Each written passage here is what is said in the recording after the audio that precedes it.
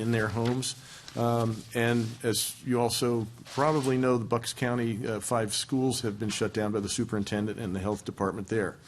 So we're monitoring that situation in Bucks County. Our Secretary of Health, Dr. Rachel Levine, will give an update on all of this in just a minute. Since the identification of the COVID-19 or coronavirus has been, again, since the identification, an emergency response team here in Pennsylvania, right here in this building, has been working diligently to develop a plan for when this virus inevitably arrived in Pennsylvania. The Department of Health set up an incident command center at the beginning of February, so it's been up for 5 weeks now, here in the Pennsylvania Emergency Management Building just down the hall.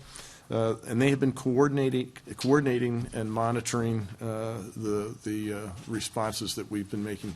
So I think they've been hard at work. There have been and will continue to be numerous daily briefings with the Federal Center for Disease Control. And also the Department of Health is coordinating with other state agencies and other states and relevant federal agencies. State agencies that they're dealing with here in Pennsylvania include PEMA, of course, the Departments of Human Services, Education, Military and Veterans Affairs, Agriculture, the Pennsylvania State Police, the Office of Administration, the Pennsylvania State System of Higher Education, the Department of Aging, and the list goes on and on. Right now, the emphasis of the plan is mitigation tactics to keep this virus from spreading widely. The confirmation of these presumed positive cases should serve as a reminder of the role that every Pennsylvanian must continue to play. This is a responsibility that goes to almost 13 million of us in Pennsylvania. We have to control the spread of this disease by what we do day in, day out in our daily lives. So tactics like washing your hands for at least 20 seconds, basically, that's as long as it takes to sing Happy Birthday twice, just as a guide. 20 seconds, covering your nose and mouth when you cough or sneeze, and not with your hands, but with your sleeve, your elbow. You can stop spreading the illness also just by not touching your face. So those things are important. If you feel ill, stay home. I'm encouraging employers to allow workers to take sick time. I'm also suggesting, if you can, offer telecommuting work and other options that allow employees to work without risk of sharing the disease. More information on prevention and the symptoms of the COVID-19 virus can be found by clicking the banner at the top of pa.gov. That's our website. We will continue to update that website as we gather more information. I want to emphasize that we all should remain calm here. Dr. Levine, our health secretary, has extensive background in medicine, and she's leading the team of highly trained medical and public health personnel who are fully prepared to continue to do what they've been doing for the last 5 weeks, and that is monitor the situation. So while the Department of Health is leading this response in conjunction with the Pennsylvania Emergency Management Agency, they're also coordinating with every level of government in Pennsylvania, the federal government, and beyond, to tackle any issues that may come up. So I can assure you that our state government will continue to function smoothly as we respond to this public health issue, and we're prepared to take action on secondary issues just as we do with a natural disaster. So as the situation develops, we will continue to provide the public with information on the extent of the health crisis and our response. So again, please visit pa.gov and follow the banner link, or follow the Commonwealth of Pennsylvania's official Facebook or Twitter pages. So now I'm going to turn this over to Dr. Rachel Levine, Secretary of Health for the Department of Health, Pennsylvania. Dr. Levine. Thank you, Governor.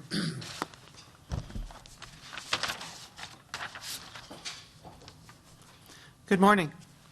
Thank you for attending our latest update on the 2019 novel coronavirus, or COVID-19. As Governor Wolf has said, we have 2 individuals with presumed positive cases of COVID-19. They are both at home, they are in isolation or quarantine, and at the same time they are in good physical condition. We also are aware that 5 schools in Central Bucks School District have closed out of an abundance of caution.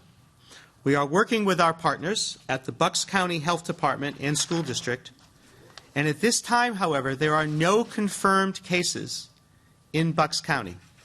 And the situation there is actually not related to any Pennsylvania exposure. It is not related to the 2 cases that we're discussing. We are working with our county and municipal health department partners to continue to test individuals that meet criteria for testing for COVID-19. Importantly, we are able now, as we have been reporting all week, to do testing for COVID-19 at our state public health laboratory in Exton, Pennsylvania. We are continuing to increase our testing capabilities at this state laboratory, and we are also aware that commercial labs are coming online to also begin testing.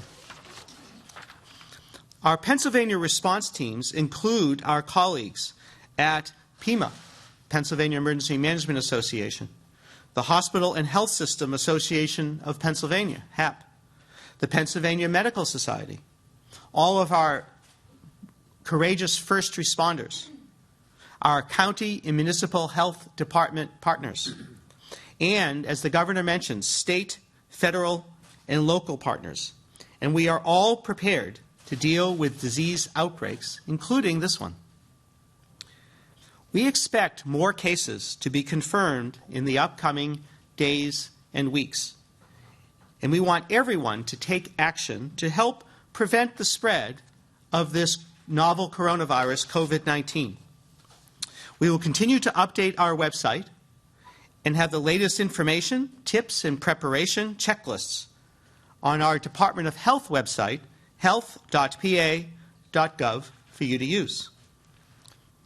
Now, since the start of the flu season, we have encouraged Pennsylvanians to try to limit and stop the spread of diseases by washing your hands, as the governor said, for 20 seconds with warm water and soap, saying happy birthday twice, covering coughs and sneezes into your elbow, cleaning surfaces, not touching your face, because that if you touch a surface where there is a virus and then touch your face, that can theoretically lead to you're getting sick. And please, if you are sick, stay home. Those are the same healthy habits that we have been talking about all flu season. And people and families and individuals should continue to practice those to protect your family and yourself from the spread of this virus. As this situation evolves, we will continue to update Pennsylvanians through our website, our Facebook and Twitter account, and press conferences as necessary, such as this one. It is very important to remember that the most accurate and timely information regarding this outbreak is available through the governor's website, through where you can click to ours, the Department of Health website, as well as the website for the CDC, which has very accurate information. If you have questions about your health, please contact your healthcare provider. We have been updating providers regularly on how to assess patients and with information about testing. What is most important for Pennsylvanians to remember is that we are prepared to respond to an incident just like this one. We have the networks in place, and we are ready to ensure that we can continue to work towards a healthy Pennsylvania for all. Thank you.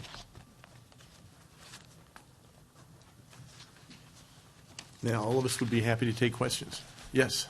Governor, can you talk a little bit about how these cases were discovered, how they came to the attention of hospitals or doctors or the Department of Health? Dr. Levine, do you want to? Sure. Again, we are in full incident command, and we have been for 5 weeks. And so our teams are in contact with hospitals, with healthcare providers, and through that network, we became aware of these patients. They were assessed by their doctor. Tests were performed, and then sent to obtained, then sent to our laboratory, and then turned out to be positive. Can you discuss any of the details about how these people were exposed to to it? So at this time, I think that you can understand for their confidentiality, we're not discussing specifically how they were exposed, and we don't want to say who they are, et cetera, because that's, according to our regulations, that's confidential information.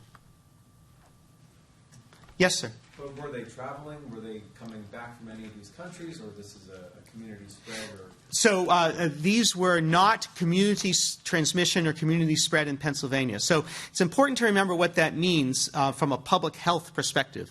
Community transmission means that they are that people can get sick and they're tested for COVID-19, and we have no idea how they were exposed. This is not community transmission. So it was through some travel. Were they coming back from China or elsewhere? And can you provide a rough timeline of how long they've been back in Pennsylvania? So we're not going through those exact details right now. But what happens now is that we will do contact tracing. So we know who these individuals are. We know their history in terms of how they contracted the virus. And so we will now be going systematically through contacts and assessing those who have been in contact with these people, doing appropriate testing, and then contacts will be quarantined for up to, if they've had personal contact with this patient while they could have been sick, then they will be quarantined. So that's how this has gone in other states and how it will continue here. Dr. Watkins, is there anything else you'd like to add to that? No. Thank you.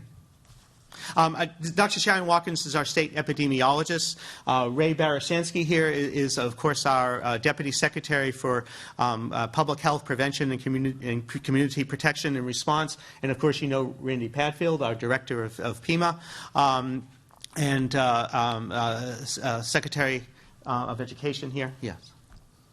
Dr. Levine, there's been some talk about the cost of a test. People worry that they might get hit with a big bill. You mentioned commercial labs beginning the test. Like my question is, how does it stand right now as far as getting tests? I mean, for one thing, could someone decide that they want to be tested or they need to be tested, or how does it all play out? Sure. So this has evolved over the last 5 weeks, right, in terms of testing. So until Monday, when we first started testing in our laboratory, all the tests for COVID-19, essentially throughout the country, were done by the CDC in Atlanta. And so if we had travel-related cases that we were concerned about, our epidemiologists would call the staff at CDC, have a robust discussion, and if they agreed, then the sample would be obtained, which is essentially a nasal pharyngeal swab, and then sent to CDC for testing. So they controlled all of the testing. As you know, there had been challenges getting the test kits to the states, and there had been issues with reagents. So that was worked out by the FDA and the CDC essentially over last weekend, and so last Friday and then during the weekend. And so our labs came up for testing as other state laboratories on Monday. And we are increasing our ability to test really almost every day. So I'll get to your question. It takes me a minute. So now what is happening, since the testing is being done at our laboratory, is that people who are concerned but they might have been exposed to COVID-19 would call our number, 1-877-PA-HEALTH, discuss it with our staff, or they would call their doctor or hospital, and then they would call us, decide whether the person met the CDC criteria for testing, and then we would obtain that testing. That's going to change now. The commercial laboratories will be available to test, and we'll be pleased to consult with all people and doctors, but doctors will have the ability basically to assess and order a test. There is no cost for the testing at our state laboratory in Exton.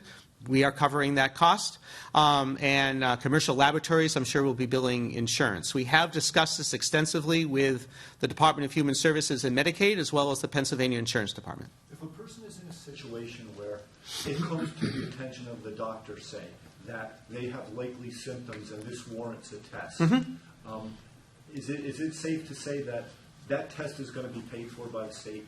So if they obtain the specimen, they call us and they obtain the specimen and it goes to our laboratory, that test is paid for by the state.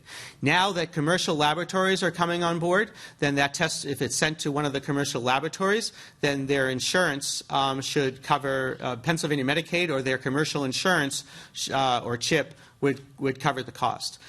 For this, we're working on what the issue will be for the small number of people, smaller number than before, in people in Pennsylvania who are uninsured. Now, we're going to work to make sure that no one is denied a test that is medically necessary for COVID-19 because of the cost. Some of the concerns that I've heard described would be like people who maybe because of their deductible or their insurance status, the bill comes back to them. I think there have been some examples where people got, maybe they even had insurance, they were hit with a big bill. I'm trying to find out, like, what's the likelihood of that happening, or what's the possible scenario? So we are aware of those reports, and actually even the report through the New York Times, we reached out to that individual who was in Pennsylvania through the Pennsylvania Insurance Department to link them to coverage. And so we will do everything we can to make sure that people are covered in terms of COVID-19. Again, we have been in discussions with DHS and the Pennsylvania Insurance Department to work with our insurance companies on that. Governor, is there anything else you'd like to add? No, I think that's covered. Dr. Levine, Wayne County and Delaware County Sure. are big places. Can you be more specific about where these people live? No, so we will not be more specific because we do not want to break their confidentiality. So we're not going to post a Google map and then say, ooh, they live there, right? I didn't ask for a Google map, but Yeah. I am asking for what No, we will not be releasing more detail. But we are tracking the patient's contacts as per all the CDC's guidelines and all public health guidelines. And what does a self-quarantine or home quarantine involve? I mean, and what do you do about family members? Sure. So if the patient, with these two individuals, they will be quarantined at home, and their close contacts will be quarantined at home as well. Dr. Watkins, do you want to expand about the home quarantine? Sure. We ask individuals to stay at home and to monitor their health. They are not to be going to work or to school or to go out in public or to use public conveyances. And then we work with them about social distancing from their family or anyone they need to interact with in the home. Is it illegal for them to go out? For these two patients, it would be illegal. We have a legal quarantine. It would be illegal to go out.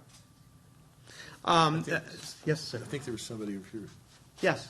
Just for general demographics, are these two people adults, elderly, children? So they are adults. We're not going into any more demographic detail, but they're not children. And for perspective, I mean, how many people in Pennsylvania have been tested so far? So we're not going with a specific number, but we have been following all of the guidelines from the CDC. Again, until Monday, you can only test by calling the CDC and getting it approved. And so we are now continuing to follow the CDC guidelines. But now that we can control our own testing, our expert staff is talking with physicians about liberalizing that so that we can make sure that we test all appropriate people in Pennsylvania. Yes. Hi, why don't you want to go into how many people have been tested and how close are we to a backlog? So we do not have any backlog. Okay. Of testing. So again, this is according to our regulations in terms of individuals' confidentiality. Has to do with our regs. So we're not. I know other states have identified a PUI, a person under investigation. We're really not identifying that, but we are telling you if it's positive. But it's a good point to point. We don't have a backlog, and we have the secretary and her team have been working diligently to make sure that there is plenty of capacity to do the testing that's required. So that's a central question, I know, for the press, certainly central question for me, and also it's something that the command center and Dr. Levine have been taking very seriously. There's no backlog of tests. Early in the week it was said that you were able to do 6 per day. Mm-hmm. What are you up to now? Sure. Again, we've been increasing our capacity every day, and so we can do 20 to 25 specimens per day today, and by the weekend we'll be able to do 125 to 150 specimens. Again, specimens can also be sent to the CDC, so if there was any concern about a backlog, we could send it to the CDC. But now that commercial laboratories will be up and running, there will certainly be no backlog of tests. In terms of a state of emergency, I know several other states have declared it. How close are you planning on declaring Yes. one? Or The governor will answer that. Yeah. Yeah, as you know, Pennsylvania does not, at this point, have a health emergency declaration. So I will later this morning be signing a generic disaster declaration. The hope is that the legislature, when they come back, will actually give me the ability to do I've been asking for this for some time, to specifically call for a health emergency. But in the absence of that, I'll be declaring a disaster, making a disaster declaration, we call it, here in the next hour. So it sounds like you're saying that you would prefer to do the health declaration right now? Absolutely. What would be the main effect? The different, first of all, a disaster declaration in Pennsylvania does not carry with it funding and things like that, but it gives us the ability to work across agencies and do things that we've done, like with the opioid epidemic.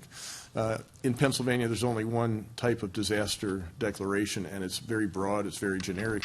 I have been calling for a health disaster declaration ability so that I can focus on things having to do with public health emergency, which is what this is.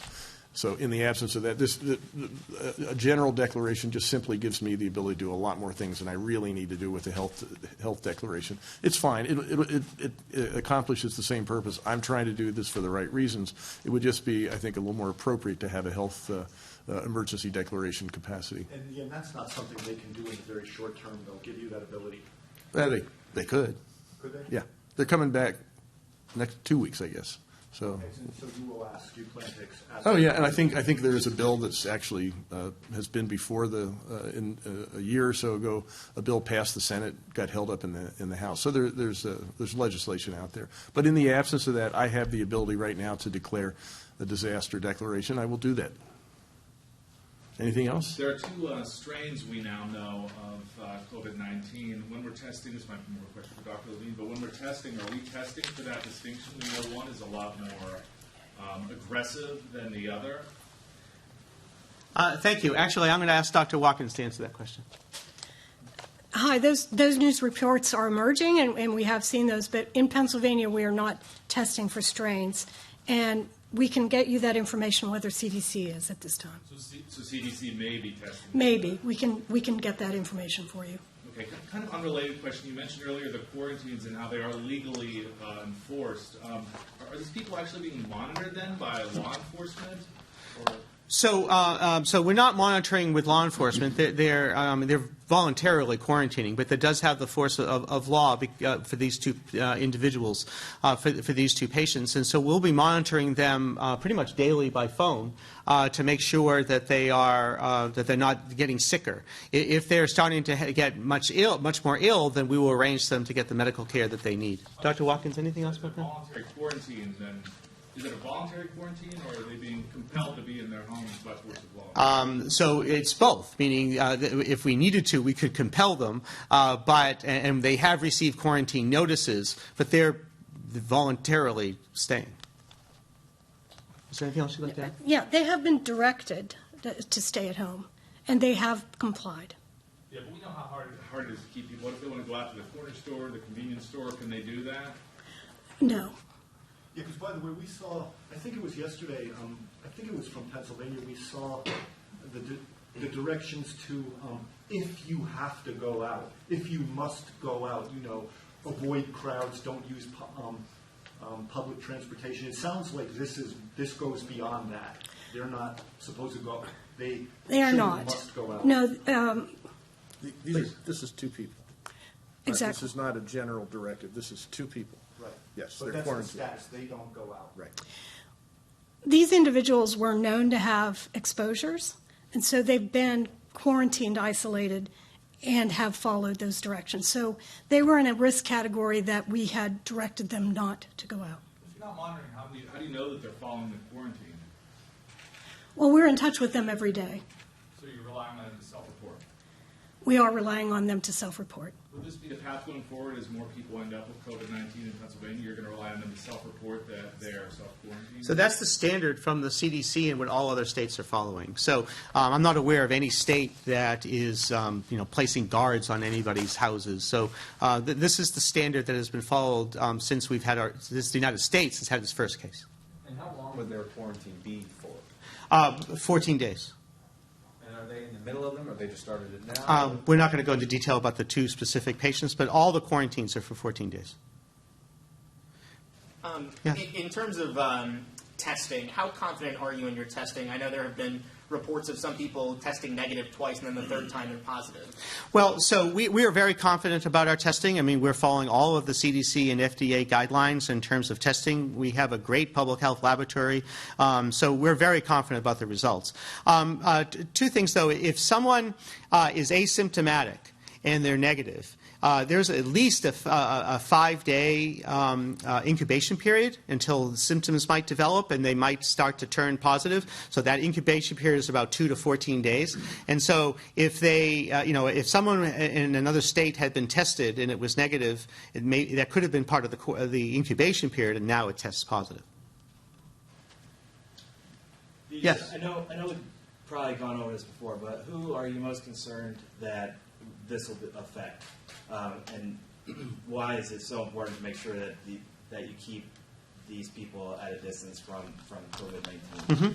Dr. Wilkins?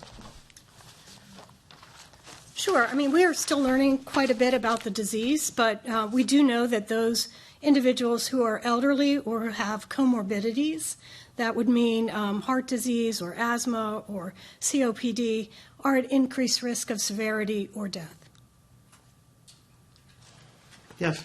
Are you monitoring people that these 2 came in contact with, and as more cases come up, how would you manage those growing numbers? Sure. So through our contact tracing, people who have had close contact with these individuals will then be quarantined, and we'll be monitoring them. And they'll be quarantined for 14 days if they had close contact according to the guidelines from the CDC. So, so that's how the contact tracing goes. It's kind of like a ring phenomenon, and it keeps kind of going up. Have you quarantined any of those folks who had contact with these 2 people? Well, we just had these results. So people are, our staff at the Incident Command Center are working through those contact lists as we speak. And will they get the legal quarantine Yes. too? Can I just finish? Yes, sir. Let me just say something. I think there's understandably a lot of focus on the legal aspects here. This is something people really want to do. They have a self-interest in preserving their health. And what I think the Department of Health is doing, as departments of health have done in the past, is to just indicate what people can do to ensure that the best possible outcomes. And in these 2 cases, quarantine is something that leads to that. And so the enforcement is not really something that is an issue. People really want to cooperate here. Yeah. Mark. An issue if somebody, trying to imagine where it could be an issue. I think maybe somebody that really felt they really needed to go to work, or they had some responsibility that would make them want to follow the guidelines of yesterday, say where, okay, if you must. Yeah, I think you could probably come up with some example of somebody who might want to violate their own self-interest here. But again, I think the biggest thing working for all of us is that everybody wants to maintain their health. And what we're doing here with the Department of Health is trying to give them ways to do just that. But the thing is, though, I understand that their self-interest, their own health, but I'm thinking in terms of the risk to other people, like if they would just feel like they have to go out. I can't think of it. So, yeah, if absolutely necessary, there is the force of law behind these quarantines. But to date, that certainly has not been necessary in Pennsylvania, and I'm not aware of any cases where that's been a big issue in the United States. You might be able to find a case, but not that we have been discussing regularly. Were these tests confirmed today? So the tests were done today. And we're positive. They're now being sent to the CDC for confirmation. So that's why we're saying a presumed test. The CDC guidelines is that all positive tests in the United States, the samples are then sent to the CDC for their lab to confirm it. I have not heard of any tests that have been positive in the States where the CDC has not confirmed it. And I may have missed this detail about the quarantine, but so they're at home quarantined. That is correct. Are they apart from their families? So what Dr. Watkins has said is that we ask them to practice social distancing and keeping a certain way apart, certain number of feet apart from their families, but they're not separated from their families. But their families will need to be quarantined as well. Yes? I don't know if you mentioned this, but how long were they like out in the world innocently while they were? So we're not really going over the specific information about these specific patients, because again, when people know them, they'll be able to track down who they are, and that violates their confidentiality in our regulations. Doctor, do you have any indication that these two people were in large, crowded settings of people, in a school building, at a concert, anything like that? That is a Dr. Watkins? No, we are aware that one case traveled extensively in Europe, and including to level 3 travel warning countries, and did not move around in Pennsylvania upon return. We're also aware that one of the cases had exposure to a confirmed case in another state, and we became aware of that right away, and they've been in isolation or quarantine. So the exposure in Pennsylvania, you believe, is relatively limited? It's under investigation, but we think not at this time, but it's under investigation. I might be wrong. Isn't that called community spread if they get it from someone else in another state, and then or is that? That's not. So what state were they in? We're not releasing those details. But it doesn't make, I understand it doesn't make sense just in terms of using language, but the term community spread has a specific public health meaning, and it doesn't meet that criteria. That would be like here in Pennsylvania or in this. That's it. That would mean that someone pops up positive and they have no travel history, they have no known exposure, and we have no idea how they got it. That has happened in California, in Washington, and I believe in Massachusetts. But that's not what these cases are. So we have no known community spread in Pennsylvania, the way community spread is defined by public health officials. And then just here we are, now that we know this, we're about to declare disaster emergency. What's going to be done differently today at hospitals, with the EMS providers, with the people who are dealing with things aren't, in terms of we'll be doing extensive contact tracing for these patients. So all of that is going to proceed. But the rest of our emergency preparedness is going to continue as it was. And we've been doing this for 5 weeks. I think that's the point. And what Dr. Levine just said is the point. We've been doing this for 5 weeks now. And there are really 3 prongs to this. One is to make sure that the Commonwealth of Pennsylvania citizens know that we are monitoring this, that we are daily, hourly, all the time looking at this. The command center has been up and running for 5 weeks now. So we are monitoring this. We're stockpiling the things and building up the capacity to do whatever we need to do. And the testing is one of those things that you brought up. I think one of the concerns early on was that there was a limited capacity to test. We have been working assiduously on that, and I think the department has done a phenomenal job. Just the understanding that we will do what it takes to make sure that Pennsylvanians are safe. We've been doing that for 5 weeks. This is no different. We weren't sure. We didn't know when a presumed confirmed case would arise, but we were pretty sure it was going to happen. And it has. But we were ready for it, and we'll continue to do what we've been doing. And then, Governor, just to follow up on that, I know this is all costing money. How dependent are we on that a piece of that federal funding, the $8.3 billion that they're trying to get? Well, if that doesn't happen, then what do we do? We have funds internally that we've taken steps to make sure that we have resources here in Pennsylvania. That's how we've been able to get new equipment. That's how we've been able to make sure that we're stockpiling the things we have to stockpile. We have the resources here, and if we get help from the federal government, that'll be great. Yes. And just going forward, if and when there are more presumed or confirmed cases, how will you be kind of releasing that information to the public so they know, what counties and how that works? We want to be transparent. That's why this happened this morning. I got a notification this morning at about 6:15, I think, and we are here a few hours later, and we'll continue to make sure that we're as open and transparent as we can possibly be. Anything else? All right. Thank you very much, and thank you, everybody.